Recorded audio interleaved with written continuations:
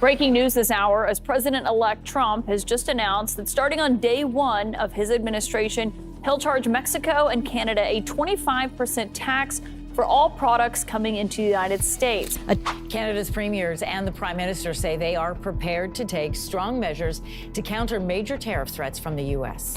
We are prepared to support retaliatory tariffs and a response to the United States that gets their attention to help them understand what the consequences would be for British Columbians and what the consequences would be for Americans of the president-elect proceeding in this direction. Since Donald Trump won the elections as President of the United States, he has been throwing threats of tariffs at everyone, including rivals such as China and allies such as its closest neighbor, Canada. But just like China has refused to bow to Trump's threat, Canada has decided to retaliate. The question is, are we about to see another trade war between the US and its neighbor Canada? And what does Trump think about Canada's impending response? Let's find out. For decades, the US has been Canada's largest trading partner.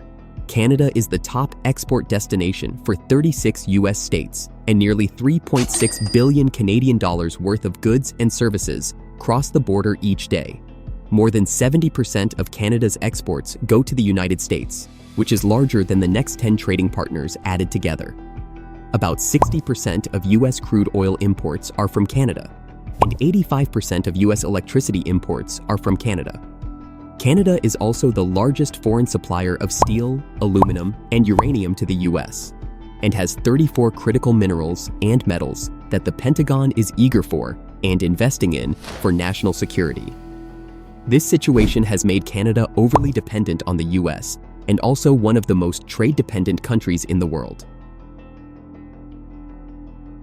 President Trump knows this, and that is why he was able to confidently announce a 25% tariff on Canada when he assumes office in January 2025, if border control and illegal drugs coming into the US aren't curtailed.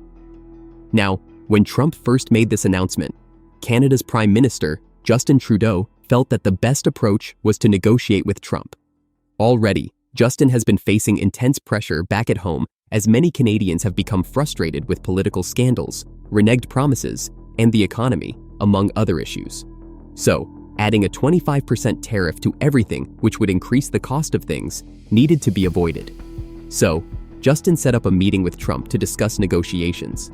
A hastily arranged dinner at Trump's Mar-a-Lago club in Florida was set up, and both leaders sat down for a discussion. According to reports, lots of things were discussed, from the drug crisis to fair trade deals and the US trade deficit with Canada.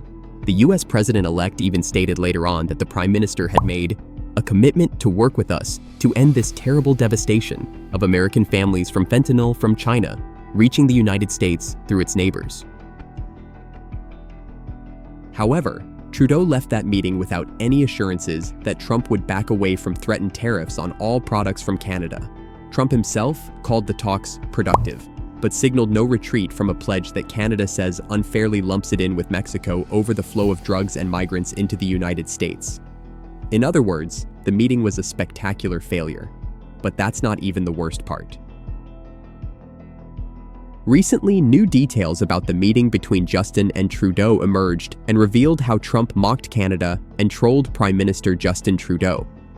According to two people at the table who heard the discussion, Trump was cordial and welcoming, but very direct when it came to what he wanted from Canada.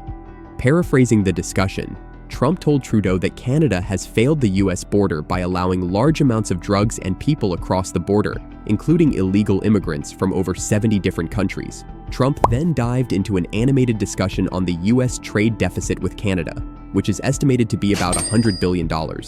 Trump further added that if Canada cannot fix the border issues and trade deficit, he will levy a 25% tariff on all Canadian goods on day one when he returns to office. In response, Trudeau told Trump that if he levied the tariff, it would kill the Canadian economy completely. Trump replied by asking, "So your country can't survive unless it's ripping off the US to the tune of $100 billion?" Trump then suggested to Trudeau that Canada become the 51st state, which caused the Prime Minister and others to laugh nervously. He also told Trudeau that Prime Minister is a better title, though he could still be governor of the 51st state.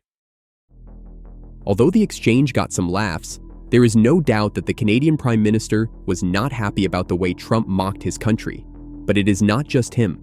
The members of Parliament in Canada are also not happy with the direction things are going. This is why they have decided to consider and prepare for retaliatory measures against the US. Doug Ford, the Premier of Ontario, has announced that his province is pretty well prepared to significantly retaliate against US President-elect Donald Trump's proposed 25% tariffs on Canadian goods. Doug made this announcement during a press conference following discussions with Canadian Prime Minister Justin Trudeau and other important provincial leaders. Doug emphasized on the fact that Ontario would utilize every tool in its toolbox to protect its economy and citizens. He also stated that Ontario supplies electricity to about 1.5 million US homes, which are primarily located in Michigan, Minnesota, and New York, while halting these exports would be a significant measure if tariffs are enacted.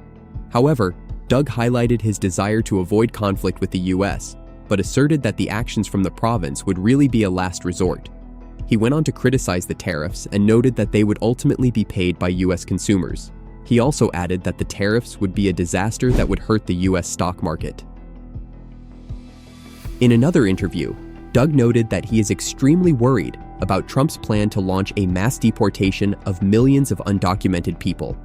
However, he stated that has a plan to send hundreds of police officers to the border if they come north. The Ontario Premier made these comments following an announcement made by Canada's federal government about a $1 billion border plan that's designed to avert the tariffs. According to reports, Canada has promised to implement a set of sweeping new security measures along the country's US border, including strengthened surveillance and a joint strike force to target transnational organized crime. Speaking on the details of the plan, Canada's Minister of Finance and Intergovernmental Affairs said the federal government would devote 1.3 billion Canadian dollars for the execution of the plan. According to the minister, the measures will secure Canada's border against the flow of illegal drugs and irregular migration while ensuring the free flow of people and goods that are at the core of North America's prosperity. The 5 pillars of the plan cover the disruption of the fentanyl trade, new tools for law enforcement, enhanced coordination with U.S. law enforcement, increased information sharing and limiting traffic at the border. It also includes a proposed aerial surveillance task force, including helicopters, drones, and mobile surveillance towers between ports of entry. The Canadian government is also giving the Canada Border Service Agency funds to train new dog teams to find illegal drugs and new detection tools for high-risk ports of entry. The finance minister provided further details on the joint strike force for Canadian and U.S. authorities. He said the force would include support in operational surges, dedicated synthetic drug units, expanded combined forces, special enforcement units, binational integrated enforcement teams, and new operational capacity and infrastructure. All of these are an attempt to reduce Trump's concerns regarding the flow of fentanyl and undocumented immigrants into the U.S. Interestingly, Trump has responded to threats from the Premier of Ontario to cut down energy exports. According to the reports, Trump allegedly dismissed the threats from Doug Ford while stating it was fine if Ontario eventually decided to restrict energy exports. Now, the current issue between the US and Canada points out one glaring fact, which is the fact that Canada should be diversifying beyond the US. Canada's heavy reliance on US trade is the reason why it cannot respond decisively like China, and it seems it doesn't have much bargaining power. However, Canada can reduce its reliance on the US by diversifying its trading partners.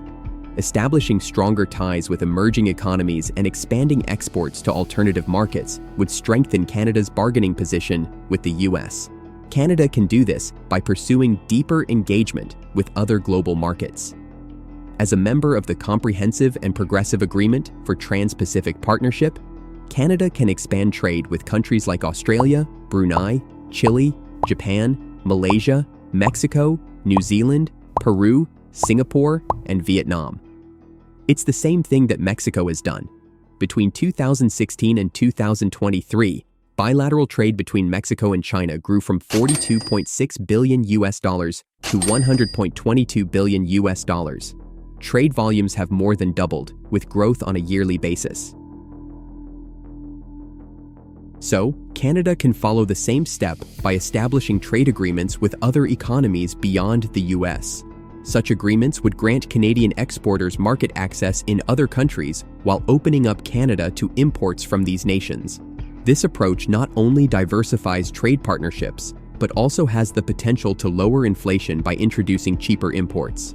Canada can also take inspiration from Singapore, which has maintained strong economic ties with both the US and China by remaining neutral and refusing to side with either.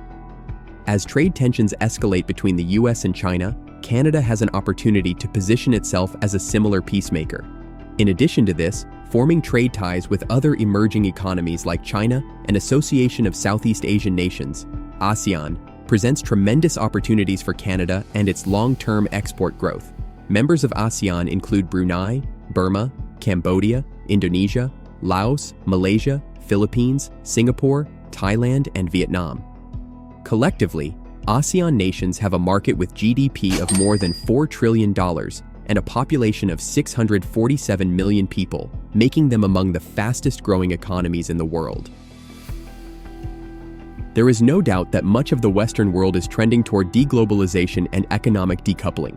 However, Canada can stay ahead of the US by engaging with emerging markets and economies that are becoming increasingly interconnected and integrated into the global economy. What are your thoughts? Let us know in the comments section below. Don't forget to like this video, drop a comment, and subscribe to our channel.